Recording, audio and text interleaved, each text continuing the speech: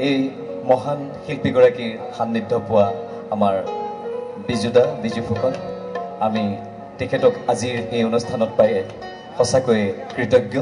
আমি আন্তৰিক ধন্যবাদ আৰু কৃতজ্ঞতা জনাইছোঁ। অতি মৰমেৰে অতি আদৰেৰে তেখেতক মঞ্চলৈ আমন্ত্ৰণ জনাইছোঁ। উদ্যোক্তাসকলে আদৰি আনিব আমাৰ অতি মৰমৰ বিজুদাক।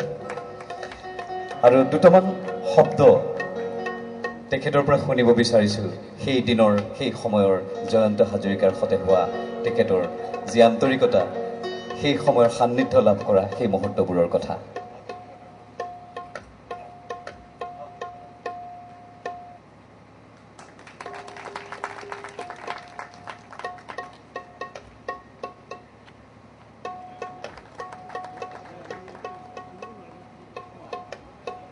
শ্ৰদ্ধাৰ ৰাইজ, মই আজি বহুদিন অসমৰ পৰা বাহিৰত আছিলোঁ। আজি 3 দিনমানৰ আগতে আহিলোঁ।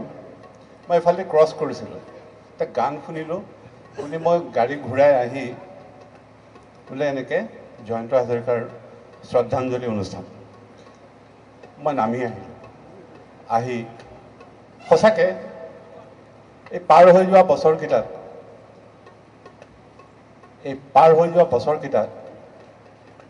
কেনেকুৱা ধৰণৰ এটা ফিলিংছ হয়, মই বৰ্তমান অৱস্থাত এই মুহূৰ্তত মই কিন্তু ইম'চনেল হৈ গৈছোঁ।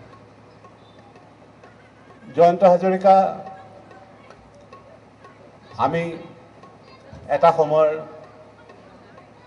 অতি অন্তৰংগ আমাৰ এটা পৰিৱেশ আছিল, য'ত প্ৰথমবাৰ জয়ন্ত হাজৰিকাক যেতিয়া মিউজিক পৰিচালনা হিচাপে মানে মিউজিক ডাইৰেক্টৰ হিচাপে আমি শ্বিলঙত শ্বুটিং কৰি আছিলোঁ বনৰীয়া ফুলৰ, সেই গান তেওঁ ৰেকৰ্ড কৰি পেলাই আহিছে আৰু তাৰ কেইদিনমান আগতে আমেৰিকাৰ পৰা আহিছে। সেইদিনাখন ৰাতি আমি জয়ন্ত হাজৰিকাৰ বনৰীয়া ফুলৰ গানকেইটা শুনিছোঁ আৰু মোক ৰাতি জয়ন্তই কৈছে যে বিজু, গানকেইটা কিন্তু অকণমান অসুবিধা, কাৰণ তালটো অফত ধৰে দুটা গান, গতিকে তুমি প্ৰেক্টিছ কৰি ল'বা ভালকৈ, বৰ ধুনীয়া গান হৈছে। তাৰপিছত মই শুনি লোৱাৰ পিছত ক'লোঁ, ৰিয়েলি বৰ ধুনীয়া গান দেই। তেওঁ কৈছে, হয় ভাল পাইছা? মই ভাল পাইছোঁ। সেই যে এটা গানৰ লগত এটা সম্বন্ধ হ'ল, তেতিয়া মোৰ তালৰ জ্ঞান খুব নাছিল। মই তাল সঁচাকৈ মই মিছ কৰি যাওঁ। মই গানটো লিপচিং কৰিবলৈ গৈ মোৰ অসুবিধা লাগে। তেওঁ শিকাই দিলে যে তুমি মুখখন ঘূৰাই ল'বা, অফৰ পৰা ধৰিবা গানটো, তেতিয়া তোমাৰ মিলি যাব। সেইদৰে এটা সম্বন্ধ হ'ল নতুন আশা, বনৰীয়া ফুল আৰু কেইবাখনো ছবি। আজি ইমান দিন যে পাৰ হৈ গ'ল, এতিয়াও মনত ভাৱ হয় যেন সিদিনাৰ কথা, যিদিনাখন জয়ন্ত হাজৰিকাক আমি একেলগে 6 গাঁৱৰ পৰা আহিছিলোঁ, আহি নমাই দিয়াৰ কথা। ৰাতিপুৱা প্ৰায় 4:30 বজাত নমাই দিলোঁ নিজৰা পাৰৰ ঘৰৰ ওচৰত, আৰু তেওঁ ওপৰলৈ উঠি গ'ল, ঘূৰি পেলাই ক'লে, তুমি কিবা লাগিব নেকি তোমাক? মই বোলো কি?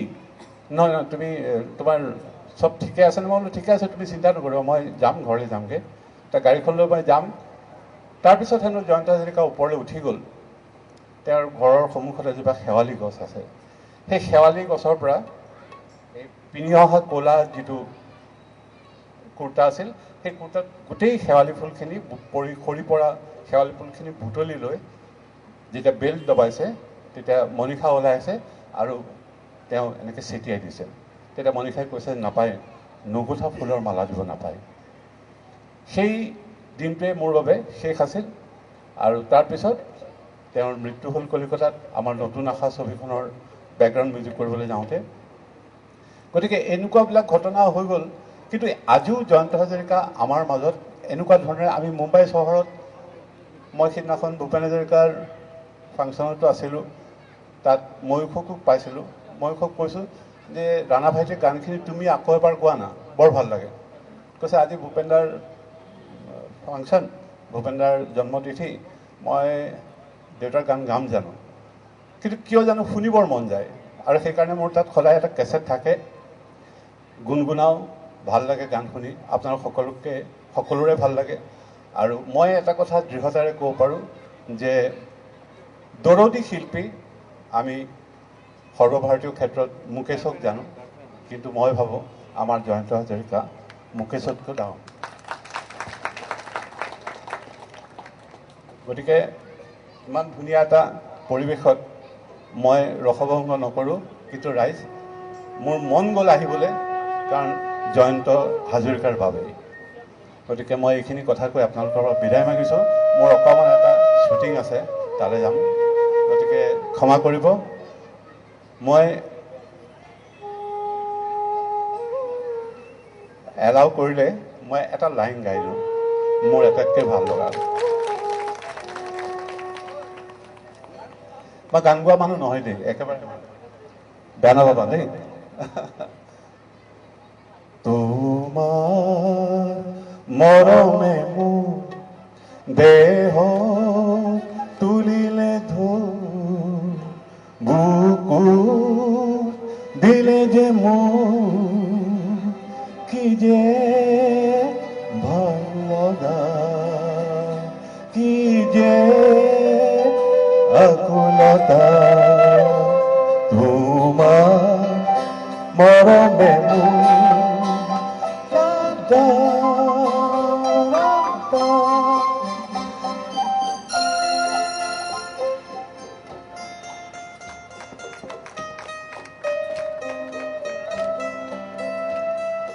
ফুলে কয় বতাহক লাহেকৈ,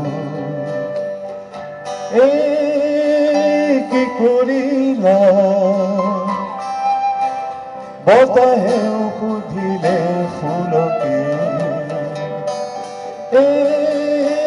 কি কৰিলা, গোপন ফাগুনে যে লুকাই হাঁহিছে ফুল, কি যে ভাল লগা, কি যে আকুলতা, তোমাৰ মৰমে মই গালোঁ কিয় মোৰ মন গ'ল।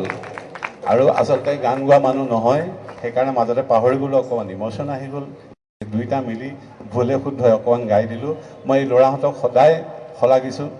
মই কেইবাবাৰো এওঁলোকৰ এই শ্ৰদ্ধাঞ্জলি অনুষ্ঠানত আছোঁ। আজি হঠাতে ভগৱানে লৈ আহিলে, গতিকে এইটো এটা মোৰ কাৰণেও এটা বৰ ভাল লাগিল।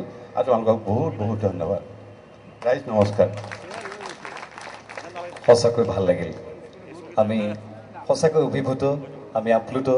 আমাৰ এই সময়খিনি, এই মুহূৰ্তটো